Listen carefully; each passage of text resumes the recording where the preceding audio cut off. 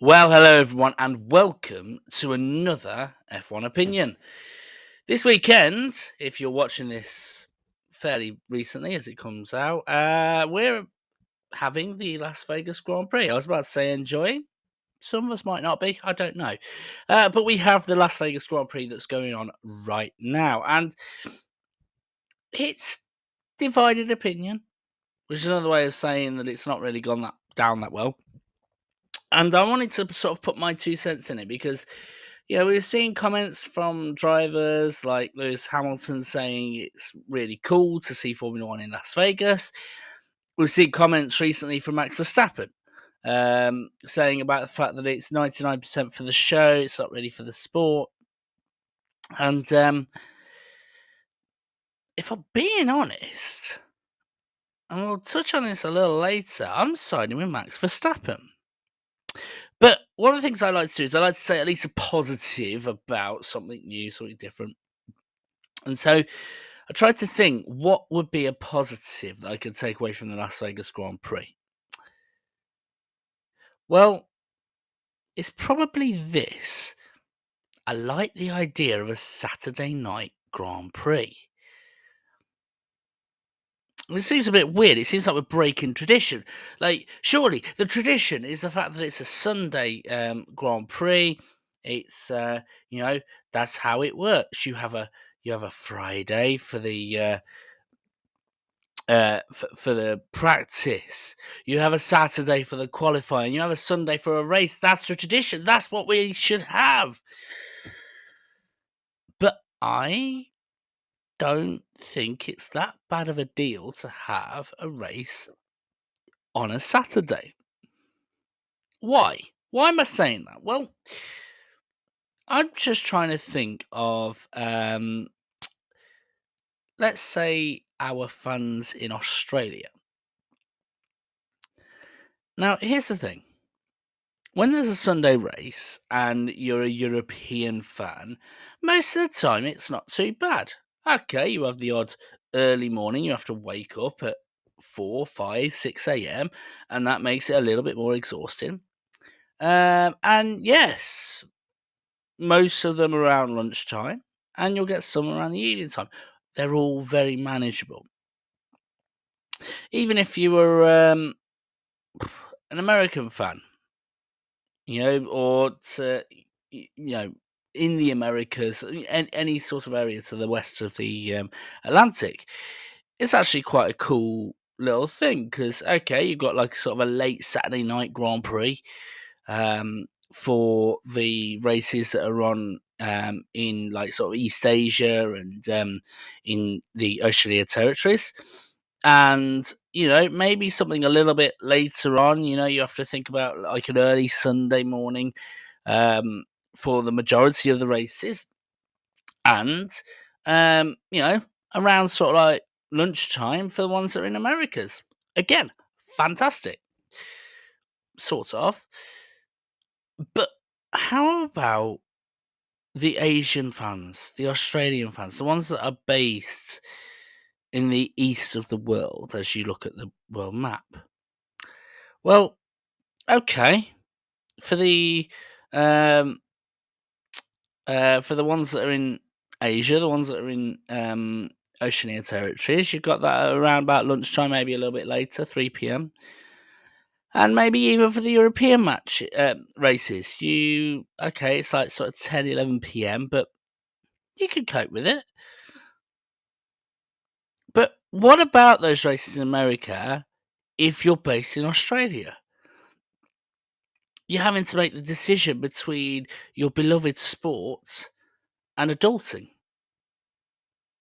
Who is really making a decision that makes them happy when they have to decide between watching a Formula One race that they love at 2 o'clock in the morning on a Monday morning or doing adulting with them being awake?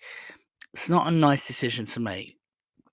And so this is why I actually love a Saturday night Grand Prix. I mean, yes, I'm going to have to think about, do I watch it live at 6 a.m. in the morning, or do I watch? But it's still a Sunday. I don't have to worry about if it's going to impact on my day to day life. So actually, I really like the idea of having a night race where it's late at night on a Saturday. It's makes sense. The world just makes sense. And the same in terms of those that are in America as well. 11 p.m. on a on a Saturday feels much better than 11 p.m. on a Sunday, let's face it. So that's a positive. But now I want to talk about the negative as to the reason why I agree with Max Verstappen about this being mostly for the show and not for the race and not for the sport. You see, I was trying to figure out um, how to really to explain myself on this matter, and I actually drew inspiration from another sport that is very niche, but gets a worldwide audience, which sort of dilutes it a bit. Talk about the Super Bowl. Now, I have to admit, I have no knowledge of American football, but it is a sport that has hardcore fans and Super Bowl fans, ones that are there just for one day of the year for the show. Now, here's the thing: the ones that aren't American football fans, do they really know what they're watching? They're probably there just for the halftime show, nothing more. But the American football fans are probably looking at those fans and going, "Do you not look at the actual play? Do you not remember David Tyree helmet catch from 2008 or the Philly special in 2018? Do you not remember John Riggins' run on the 4th and 1 in 1983 or Mario Manningham's sideline grab in 2012? Like, to an American football fan, stuff like that, Mike Jones's tackle in 2000 and Malcolm Butler's interception in 2015, those are the memories of the sporting fan. And that's the best way I could describe it for myself. Las Vegas Grand Prix, for me, will only be a success if the racing is interesting. And it's a street circuit, so it's not always the case. I I do find it a little bit sad, actually, that a lot of the fans have been discredited in this. We could touch on the Friday and the fact that in the practice 2 at 4 a.m. in the morning, not UK time, US time, in Las Vegas, it was 4 a.m. in the morning. That was when they were racing for practice 2. Bonkers. Stupid, to be quite honest, because guess what? At 4 a.m. in the morning, you're only going to have the hardcore fans at the grandstands. And actually, they had no fans at the grandstands because they kicked them all out at 1 a.m. That was mad. What I do like though is, talk a bit more about positive. It's also nice to see a Formula One race in like wintry conditions and in cold conditions. Majority of the races that we have are in places like like Malaysia, even though we've not had it for a little while, like Qatar, where the heat is a big thing, and actually getting tires up to temperature is not the problem; it's keeping them going. And actually, I think I'd like to see a few more races where it's like Las Vegas, where it's cold, so that then when they're designing the car, they have to think a bit more about the tyres, but in a different way. I'd like that.